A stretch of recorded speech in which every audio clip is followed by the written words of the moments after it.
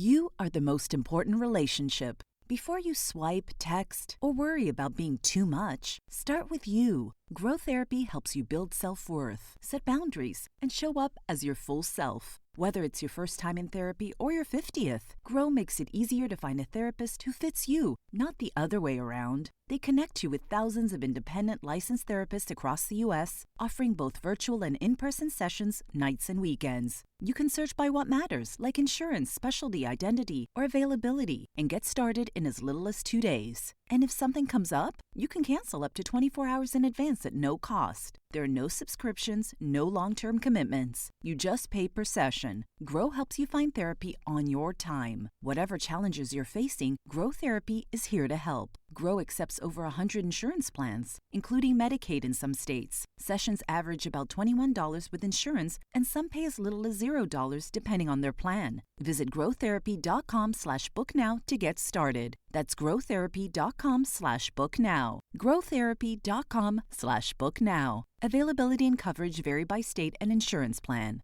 I've got good news and bad news. Here's the bad news. Most protein bars are packed with sugar and unpronounceable ingredients. The good news? There's a better option. I'm Will, and I created IQ Bar plant protein bars to empower doers like you with clean, delicious, low-sugar brain and body fuel. IQ bars are packed with 12 grams of protein, brain nutrients like magnesium and lion's mane, and zero weird stuff. And right now, you can get 20% off all IQ Bar products, plus free shipping. Try our delicious IQ Bar sampler pack with 7 plant protein bars, 4 hydration mixes, and 4 enhanced coffee sticks. Clean ingredients, amazing taste, and you'll love how you feel. Refuel smarter, hydrate harder, caffeinate larger with IQ Bar. Go to eatiqbar.com and enter code BAR20 to get 20% off all IQ Bar products plus free shipping. Again, go to eatiqbar.com and enter code BAR20. Totally Useless Information with Nick and Roy is brought to you in part by Tom's Place, the finest in men's fashion, located in Toronto at 190 Baldwin Street, in the heart of Kensington Market. Or visit toms-place.com.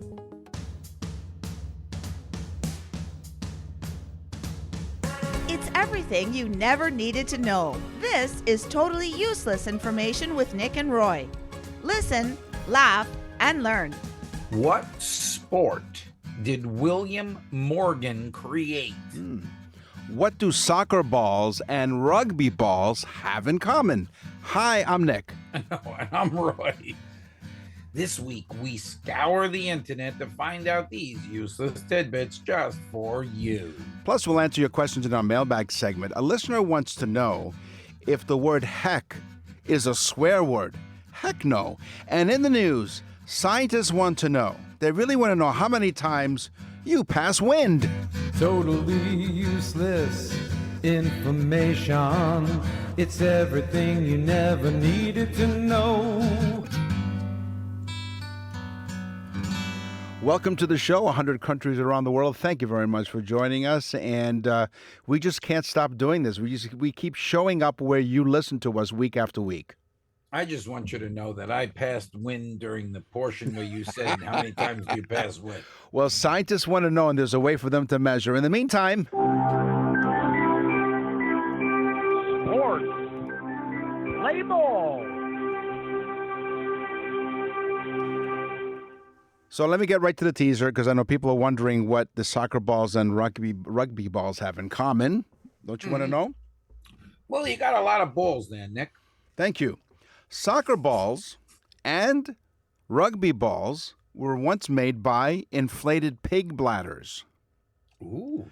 The reason why, actually, that rugby balls are oval is because... I think that's a great idea because, the old adage, you use all of the pig. Right, exactly. The reason why the rugby balls are oval is because early versions were shaped by the natural form of pig bladders. So you see, I have like 2 facts in there in one. I threw in like a Trojan horse. So we discovered, listen, laugh, and learn, that the natural form of a pig bladder is oval, and the reason why the rugby ball is that shape. You see what I did there? That makes sense, Nick. What a pig. Did you know? I read this and I had to look into it, and it is true that blades for figure skates were originally made from animal bone Oh, attached to a shoe. And they sharpened the animal bone so that they could skate on the ice. And it was that way for a very long time, I guess. But that, I guess metal, making the metal blade would have cost a lot of money. And so yeah. the animal, like we just said, the bladder, why not take the bone? I mean, what are you going to do with it? Throw it out? Yeah, exactly. Right. Well, Yeah. it's the well use of all kinds of resources. Use Yeah, it all. I have up. no bones with it, Nick. Not at all. I So this one I'm going to call Hold Your Horses. Ah, So horse jockeys can be and are frequently fined or even suspended for celebrating a victory before they officially cross the finish line. So you can't prematurely celebrate. It's against the rules. it's not good to do anything prematurely, Nick. No, not at all. Exactly. Stewards penalize. There you go. Penalize. They all penalize. Right. They throw the penal code at them. Settle down. The stewards penalize this behavior because easing up or failing to ride the maximum effort to the finish line can be dangerous or cost the horse the race. Wow. Yeah, now That's listen, not let's good. go down the If you're rabbit hole. Owner of the horse. That's like, right. Well, wow. that's just it, right? You get disqualified and they'll be really angry. That's disqualified for horsing around. Well, I was going to say, hold your horses is an expression. So let's go down the rabbit hole when it comes to horses.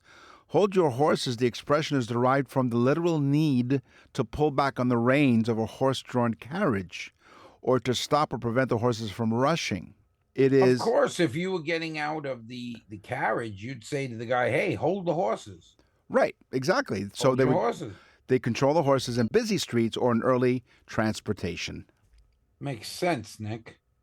You're making a lot of sense today. First the bladder, and now this. Yeah, I now the apologize. penalization. You're right. I apologize in advance. Not prematurely. I got my teaser. Okay, here we go. William Morgan. Now, this is an interesting man. Yes. William Morgan sat down one day and he said, I want to invent a sport. Okay. So he said, but I really don't like to run. And most sports require running. So he created a sport that he thought would have the least amount of running. He created volleyball. William Morgan wanted to create a sport that required very little running. So he created volleyball. Very good. And think about it. You really don't run much in volleyball. No, you just throw the ball and you're kind of moving around, but you're not running like on a soccer field or anything. No, like that's that. true. How about some hot table tennis? Speaking of hot. Yeah, speaking of hot indeed. So table tennis balls were traditionally made of celluloid from roughly 1900 till 2014, but it was mandated to shift to a non-flammable plastic, specifically ABS, I'm not even going to try to pronounce it, but a different kind of chemical compound. Celluloid was valued for its superior consistent bounce, but it was highly flammable and difficult to transport. Celluloid is, Nick? Film. Film is celluloid. Right, okay, and in this case it was nitrocellulose, which is what they use. Which is film. Film. It's just a thicker film, I guess, that bounced really well. Well, when it got hard, In Michael Jordan's entire career with the Chicago Bulls, and I say career. Right, career. Yeah, more than one career. Career. Yes. With the Chicago Bulls, Jordan only scored single digits in one game. No, really? Yes. Wow. And guess what? He only played for 16 minutes because they were trying him out because he was coming off a broken foot injury. Oh, wow. Other than that, he scored double digits in every single game he played. That was a great basketball. Phenomenal. Yeah. He is, he was and still is one of the best. And speaking of the flatulence, they call him Air Jordan. They That's why they call him Air Jordan. He did. wasn't jumping. He was Flying propelling himself through the air. Yeah. So you've all seen it up here in Canada. Have we, Nick? Okay, some of you have seen it. Few of you have seen this. I don't want to see it. So there's the machine that they use to resurface the ice. It's called the Zamboni. Yes. Okay. Yes. So Zamboni is an ice surface. So typically it travels. How fast do you think it travels around the ice rink on average? How fast? 6 miles an hour. No, a little bit higher. 8? 9 miles per hour. Oh, that's pretty fast. I thought it was under that. At maximum anyway. But That's like walking speed.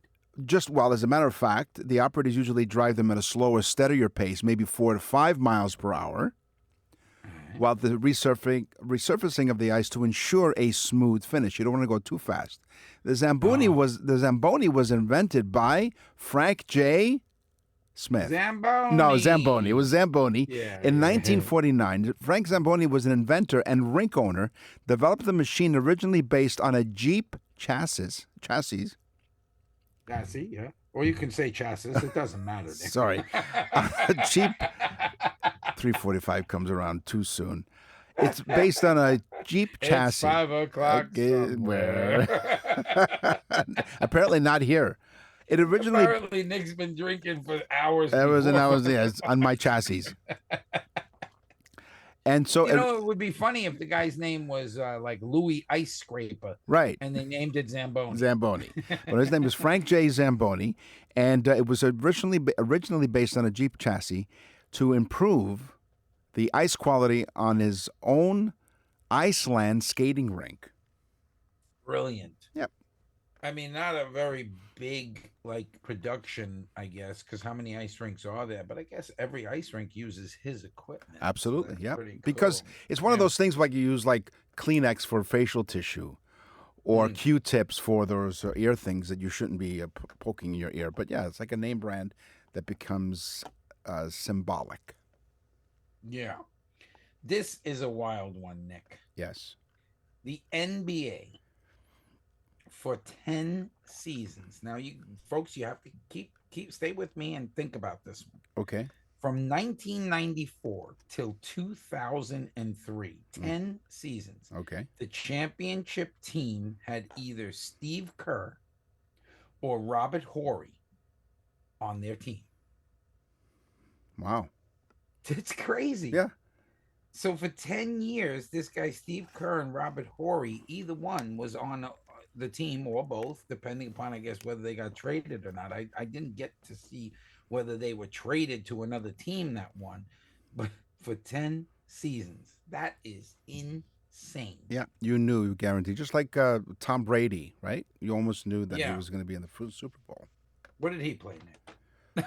He played the pig bladder. That's what he played. The old pig bladder. Here's something you can do. You can play a very special birthday message that Roy and I put together. It's the Nick and Roy. Nick, after we talk about the birthday message, can we talk about a message that I had for you? Yes, we will. Good. From a comedian. So we invite you to go to our website, nickandroy.com. Click on the Nick and Roy store, and you click on birthday messages or anniversary messages. It's funny too because we just finished the word segment, and Nick's like, "You go to place." No, we just did sports. Oh, right. I don't know what show you're on. It's 5 o'clock somewhere. Go to nickandroy.com. Go to nickandroy.com, folks, because you go there, you click on the Nick and Roy store up on the top, and you'll see the birthday message. I'm telling you, you need to listen to this. All joking aside, it is the best gift you will ever buy for somebody. You will look like an incredible superstar. They will tell you time and time again, "Oh my God, that was the best gift I ever got." It's inexpensive. You don't have to get off your chair. You can do it from your phone or from your in your tablet. pajamas. In your pajamas. You'll make somebody super happy. They will tell you time and time again. They'll show all their friends. It's great. It's fantastic. The birthday messages, nickandroy.com at the Nick and Roy store. Nick and Roy will continue with totally useless information. Totally useless information with Nick and Roy continues. Listen, laugh, and learn. So, one of our newest topics are words. And so because words are such an important topic that we do, we have no intro for it. It's like one of those things where it's like the following topic needs no introduction. Well, I know that, Nick, Yeah. but I had some words for you. You did. From last night. Yes. I had the wonderful honor of sitting right, literally, I had my arm on the stage. Yeah. Had these fantastic VIP seats to go see Tara Canastrasi. She is one of the hottest comedians out there. She's been on the show, but I was able to go see her last night, and her show was unbelievable. Of course, it's always sold out, standing room. It's just insane. Fantastic show. Again, she cracks everybody up. I don't know where she comes up with this material, but it's fantastic. And at the end of the show, she said, "Stick around," and we recorded this for Nick. Hey, Nick. Yeah, you know what? I'm in Naples. You know who I'm with? I'm with Tara Canastrasi. We just went to one of our shows. It was incredible. How come you always come and Nick is never with you? This motherfucker makes me go on his show, his podcast, I interview. You can't get your ass to one And show? he has no hair. I mean, bald. You think you'd like him? I He's mean, bald. right.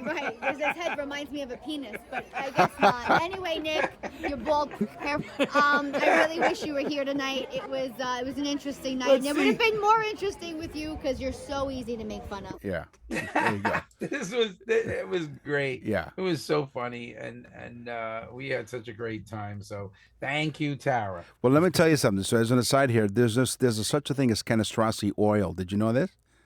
No. It's a fictional commodity, a fictional company originating from the 1980 Italian comedy My Wife is a Witch, La Moglie è una strega. And the term is famously used in a comedic scene describing speculative stock trading where the worthless stock rises to high values. So yeah, Tara, olive oil that's worth less. Don't worry. By the way, you know what? Let me tell you why I'm not at your show, because Roy has an imaginary friend. That's why. That's what it is. And by the way, what's this with Canastrasi? It's Canastracci with the CI is pronounced CHI. Okay. Yeah. Why? Like, wait a minute. What topic were we doing? We're doing words. Okay, yes. You want to go on? Yes, we can. Anyway, seriously, we're looking forward to having Tara back on the show because she's busy. She's what is she recording a Netflix special soon? Touring with Joe Coy. She's touring with him now. She's so hot. She's so popular. And she deserves to be. She cracks people. I'm telling you, there was a dry eye in the place. People were crying. Yeah. So, what do you got in terms of words? You go first. All right, Nick, I consider you a word grubber. Uh-oh. Okay, what's that? In 18th century slang, word grubber was used for someone who intentionally, unnecessarily used long words to make themselves seem smart. Okay. That would be a word grubber. From the 18th century, they'd say, "Oh, he's a word grubber." Okay. How about do you have your bumbershoot with you? My old bumbershoot? Yes. The one I used to use in high school. Yes, that one. A bumbershoot is an umbrella.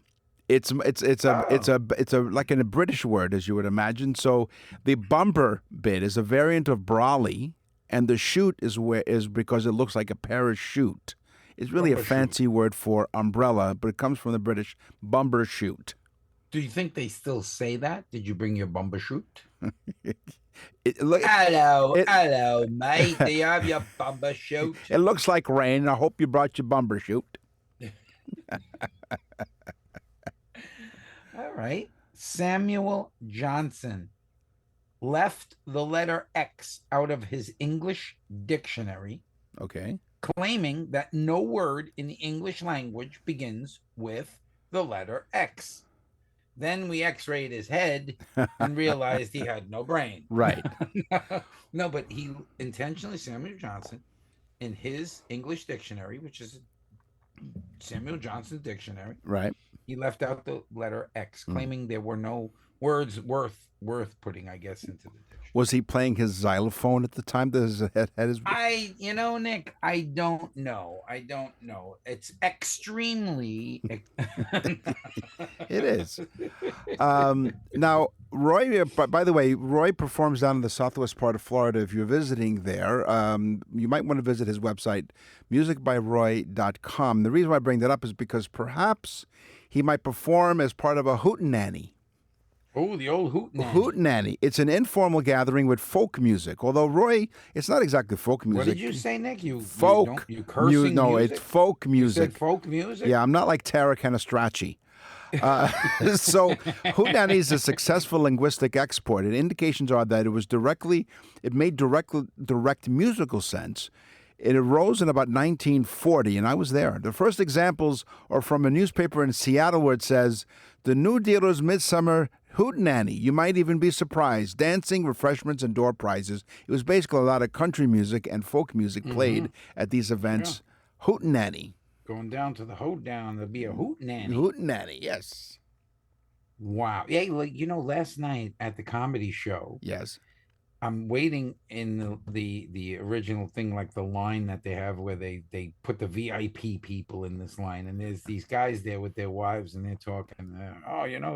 We know her family, and I was like, really, from the Bronx? And they were like, yeah, you're from the Bronx. And I was like, yeah. He's like, really? Where'd you go to high school? I said, Christopher Columbus. He goes, me too. And the other guy went to Columbus, and it was like this high school reunion thing. But they went a few years earlier than us. Yeah, they're a little bit older than we were. One guy went with Son of Sam. Oh, wow, Berkowitz, yes. David Berkowitz. Wow. Because he went to our high school, folks. He That's did. the caliber. Yes. No pun intended. No pun intended. That's the caliber of person that came out of the Christopher Columbus High School. I made that joke up last night. I thought it was pretty It was fun. great. Shooting off your mouth. Not. Were you shooting off your mouth again? Logo de Dallas. Okay. Logo de Dallas. What about it? It's being cunning with words in a conversation. To be cunning with words. It's Logo de Dallas. And it was first coined by Ben Jonson in 1691, the year before you were born. 1691, Ben Jonson said, don't be Logo de Dallas. Mm-hmm. Cunning with words. Nip cheese is the word I have. Nip cheese. Oh. What do you suppose it means? What is that? What do you think? Nip cheese. Yeah, what do you think? Try to guess. I think it's like when you're really hungry, but you're not hungry, so you just have a little piece, just a nip of cheese. Not a bad guess, but no, you're wrong. A nip cheese is a penny pincher. Suggesting that the person who cuts costs or quality of everything to the minimum, often to their own benefit. Nip, in this sense, you might use when speaking of nipping off the heads of dead flowers or the nipping of some enterprise in the bud, or maybe like you said in your example, nipping some cheese, stopping it before it gets fully underway. Cheese features the word because it's a staple food, which portions can easily be reduced by trimming them. An idea that we also have in cheese pairing. Logo osmosis. Oh, what's that? Logo osmosis was a word that we had on the original word show that we did words. The original show. The very first one. Okay, yeah. Okay.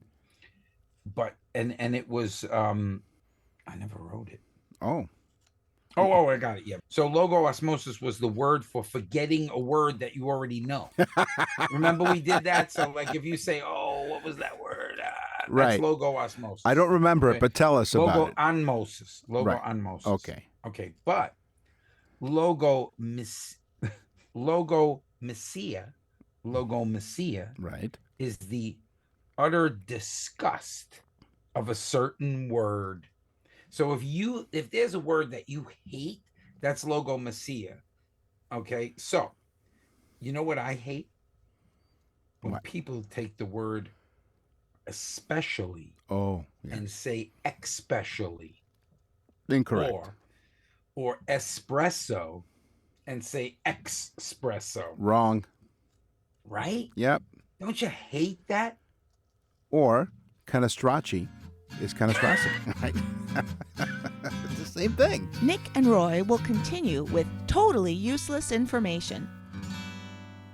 Here comes the groom. Hey, got a wedding on your calendar? Nick and Roy for Tom's Place. If you're the lucky groom, Tom is your best man, ready with sharp suits starting at just $229. The finest tuxedos in the city for $5.95. Why rent? Tom's got you covered, all crafted from quality fabrics, tailored to fit you perfectly, and then they're yours to keep. What a great point. Why rent when it's affordable to own? Tom's Place dresses the groom, the groomsman, the father of the bride, and father of the groom, and any special guests with care. Come and try on the best selection of menswear with styles and fabrics to make you feel your absolute best. Classic to trendy, favorite brands, destination ready, and exceptional values. Because of your big day, details matter, and so does your suit. Enter the wonderful wedding contest at toms-place.com, toms-place.com, for a chance to win a $700 store credit. Or visit 190 Baldwin Street in Kensington Market. Open every day. Tom's Place will suit you.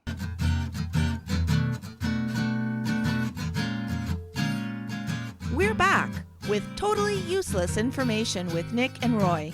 Listen, laugh, and learn. We've all been to one of these places. It's called a flea market. Yes. So do you buy flea? I like flea markets. Do you like flea markets? I do. Actually, when we go, my wife puts on a flea collar on me. I don't know why. It's a kinky thing.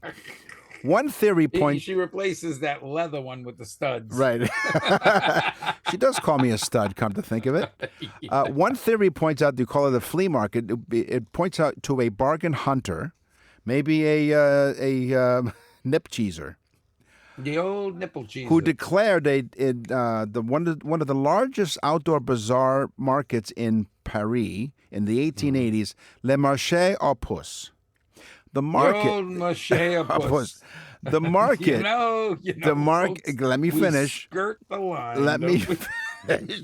The market lined with stalls of unupholstered furniture, pre-owned clothing, or gently used, I guess they would say, seemed a natural place for nuisance insects to take up residency. And the eccentric moniker stuck. So because they thought that the little insects, little fleas, would come along with the pre-owned clothing, they referred to this market as the flea market. Okay, so what was the word? Something puss? Le Marché aux Puces. Le Marché aux Puces. Right. That is clearly a logomisia. See how it all comes together? That's words on Totally Useless Information with Nick and Roy. Hey, you got change of a 20? Wall Street, Bay Street, NASDAQ, Hang Seng, loonies, toonies, dollars, and yens. This is On the Money with Nick and Roy. Mm-hmm. Because, Nick, original coins were more wedge-shaped than they were round. When they pressed them, they were kind of like wedge-shaped. Yeah. At first. They were called cuius, the Latin word, cuis, which becomes coin. Ah. It was C-U-E-U-S, cuis. But some people begin to change the phraseology of it, and it becomes coin. Again, we go back to the Latin, Nick. You said earlier about how you always remember your first. The first known standardized... Did I say that? Yeah, you did. It was when you were using one of those loco words or something you were talking about. Yeah, logo. The first known standardized currency is generally considered to be the Lydian stater, minted a gold-silver alloy in the kingdom of Lydia, which is now modern-day Turkey, around 600 to 610 BC. Earlier forms of the money included the Mesopotamian shekels, around 2500 BC. Yeah, Mesopotamia. As silver weights, clay tokens, and cowrie shells. But Lydia issued the first official stamped coinage, the modern-day Turkey. Wow. I want to go to Turkey. I've heard it's really nice. Yeah. You know who's from Turkey? I like Turkey, too, but it puts me to sleep. If you put all the gold discovered since the first discovery of gold into one cube, it would measure 62 feet by 82 feet along each side. Okay. Now just think about that. That is a cube the size of a tennis court, 62 feet high. So a 6-story solid cube of gold the size of a tennis court. Okay. Now, some people might think that doesn't sound like a lot, but that's pretty big, and it's solid gold. Okay. Now, I don't know, and I wanted to find out, but there was no way to find out what it would weigh, because then I would have put a dollar amount on it, because gold is now at some phenomenal prices. It I mean, is it's insane. Yeah. Yeah. So, I want to know where do they keep this so that we can check the weight, Nick. Bring a few chisels with us. Yeah. Well, they're not horsing around. No? Mongolia. Again? No, not at all. Hold your horses, Nick? Yeah. In Mongolia, they historically used horsehair in their paper currency to combat counterfeiting. Ooh, that's From pretty smart. 1921 to 1924, some banknotes were produced with security features that included fibers, specifically horsehair, embedded into their paper. That's smart. Again, we use the things that we don't need. First, you make the glue, then you use the hair. Right. There you go. And you could use some too. Thank you. You can glue some hair on my head. Stop horsing around, Nick. There you go. Before the revolution, Nick, right before you were born. Yeah. Before the United States Revolution, Nick, the first bank of the colonies to make a minted coin, okay, was the Massachusetts Bay Colony Bank. They had a pretty big sign. Yeah, they did. But the Massachusetts Bay Colony Bank in 1652 made the first coin. But they also printed the first paper money in 1690 in the New World. They called it not a dollar or a bill. They called it a bill of credit. Ah, okay. Which would eventually be called a bill, which would eventually, the $1 bill would be the most popular, which is called the $1 bill. Right. And then they would just be called bills. I find that... so that's a word thing and a money thing at the same time. It's just remarkable. It's multitasking, Nick. I can do it. Yes. And you know what? It just made me think of something. I don't pay any bills. And you know what happens? No. I get complimented because they send me something in the mail that says your bills are outstanding. I'm like, thank you. That's a great compliment. Thank you so much. Thank you. In New Zealand, a $5 note features a native yellow-eyed penguin. Or a native. Yes, Either one. a native one. A native yellow-eyed penguin named Hoi-Ho on the reverse side. Wait a minute. Say this again.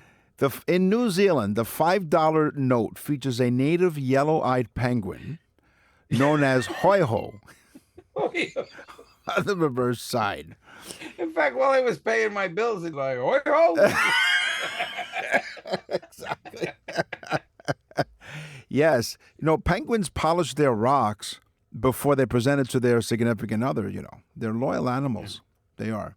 Yeah. Issued in 2015 as part of the Brighter Money series, the orange and brown polymer note won the International Banknote Society's Banknote of the Year award. There's an award for its design, which also features Mountaineer Sir Edwin Hillary was also on there. So it won a prize. Wasn't he like the Mount Everest guy, Hillary, or something? Sir Edmund Hillary. He might have been. What did he do? Did he find the North Pole or the Mount Everest? What the hell did Hillary do?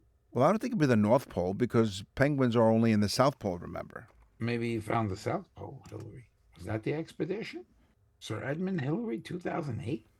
Reaching the summit of Mount Olivier. Yeah, part of the 9th expedition to Everest. Led by John Hunt. Yeah, the old yellow-eyed penguin. Right, yep. What's wrong with this sentence, Nick? My wife said to me, what did you do today? I said, I paid the bills. Okay. Let that one mull around in your head. Yeah, just a little bit.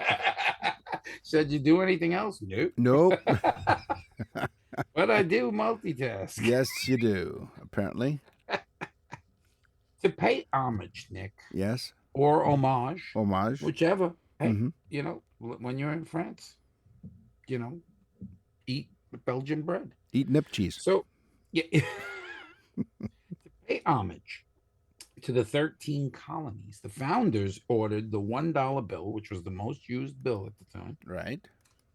to have 13 arrows, 13 leaves in the olive tree, 13 stars, 13 stripes, and 13 stripes on the shield that appears on the dollar bill. Now, what is the significance of the number 13? 13 colonies. There you go. As an homage to 13 colonies, that's how much you're listening. But okay, but most people think it's some like a Da Vinci Code type thing set in place by the Templars and all this other stuff. It wasn't. It was actually just, they said we had 13 colonies, and to pay tribute to that, let's put some little codes in here about 13. Nick and Roy will continue with totally useless information.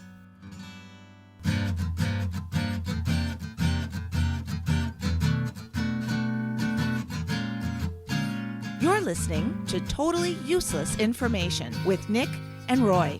Listen, laugh, and learn. What's in the mailbag? What's in the mail?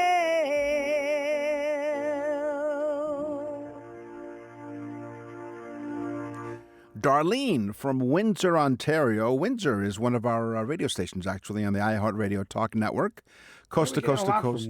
We are. And CKLW is the station, of course. Dear Nick and Roy, we love listening to your show at night. We try to fall asleep to it. Okay. But you... Thank you. Thank you. Yes. You're welcome. Yeah. But you guys make me laugh and cry before I go to bed. Funny. So does Roy's wife. But anyway. So Nick shows up. Right. Here's my question. Darlene asks, my 5-year-old grandson is starting to use the word heck a lot. Now, we frown. What the heck is with that? Right. Well, what the heck is that? Right. So we frown upon that, for him saying that. And so is heck considered to be a swear word? Well, no. Darlene, first of all, thank you very much for your email. We really appreciate you trying to fall asleep to us. Sorry, we can't. This is how useless we are. We can't even do that right. To make people fall asleep. Let me ask you a question, Nick. What's the equivalent to the FCC in Canada? CRTC. The CRTC. Yeah. And what is this young lady's name? Darlene. Darlene, let me just say this to you.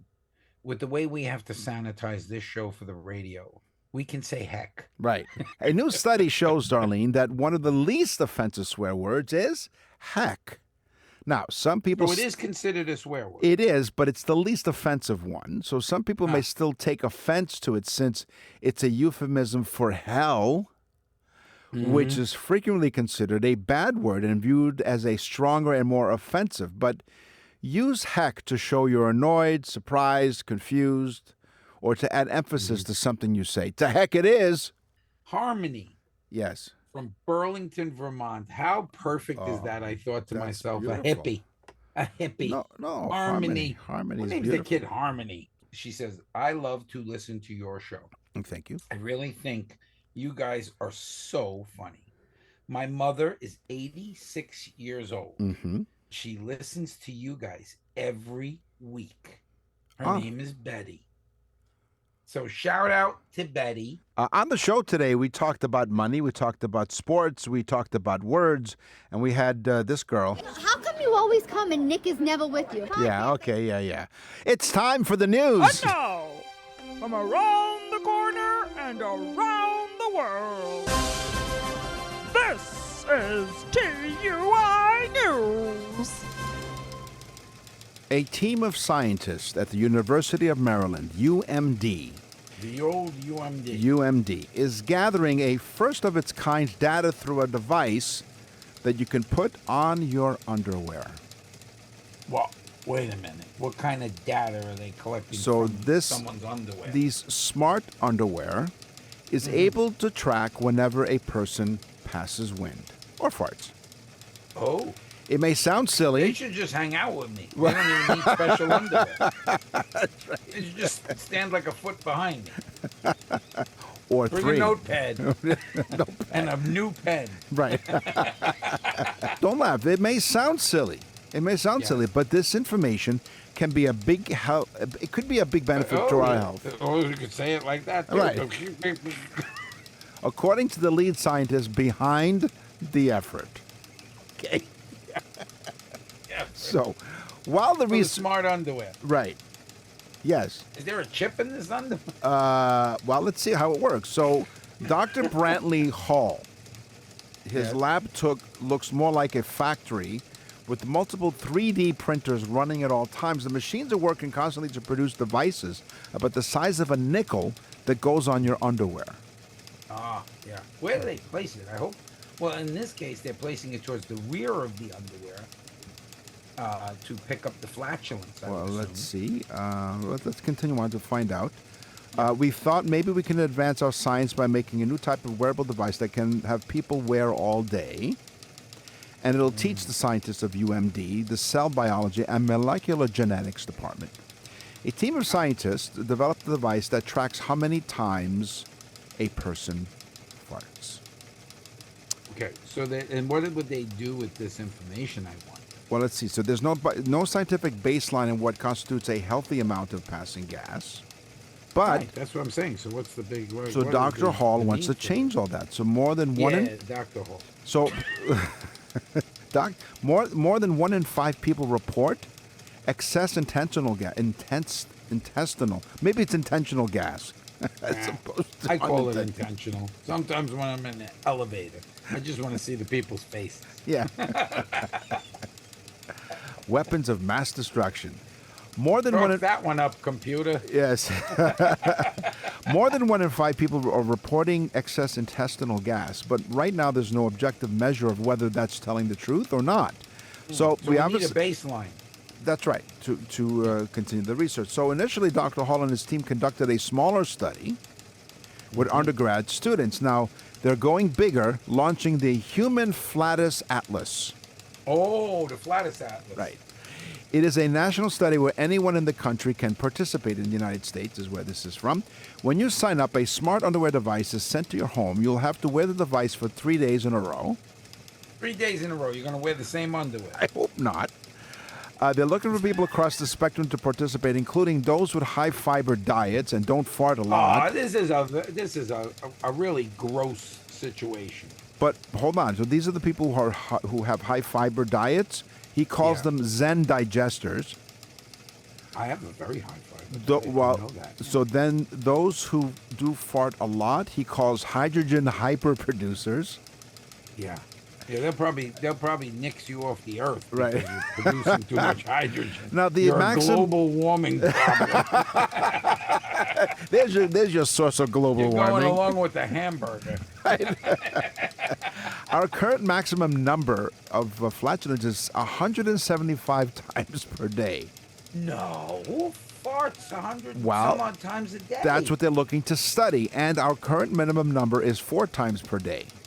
Wait a minute. 100 some odd times a day. Right, 175. You're basically, well, this thing will count if you're asleep, but that's right. 24 hours. Yeah. That means every hour you're farting like 5 times? Pretty much. Every hour. Every 5 times. Every 10 minutes on the 10s. Even while you're asleep. Yeah. That's all the time we have for this episode of Totally... Thank God. Yeah, I know. Thank God. This was a real... It was. You know what? Yeah. You know what we'll do? Just for you guys, because you're really special to us, we're going to scour the internet far and wide to find more totally useless information just for you. And if you sign up for that study and you get chosen, you could say, I am your father. Tell them what else to do. I would say tell everyone you know. But first off, get the newsletter. Yeah. Because we're giving it away free. That's number one. Yes. Number two, go to our sponsors like Tom's Place. He's awesome. Yeah. You know, you can go online too. Yeah. Tom's, what is it? Tom-Place.com. Toms-place.com. Yeah, he's cool. He's a great guy. Yeah. And also, like, go to our website and look up the birthday message. It's awesome. And thank you so much for telling everyone to listen to the show. 100 countries around the world now. Radio stations on iHeartRadio. And you listening right now. Awesome. Cool. I'm Nick. And I'm Roy. Thanks for listening. Totally Useless Information with Nick and Roy is recorded and produced in Canada. For more totally useless information, visit nickandroy.com. That's nickandroy.com. Totally Useless Information with Nick and Roy has been brought to you in part by Tom's Place, the finest in men's fashion. Located in Toronto at 190 Baldwin Street in the heart of Kensington Market. Or visit toms-place.com.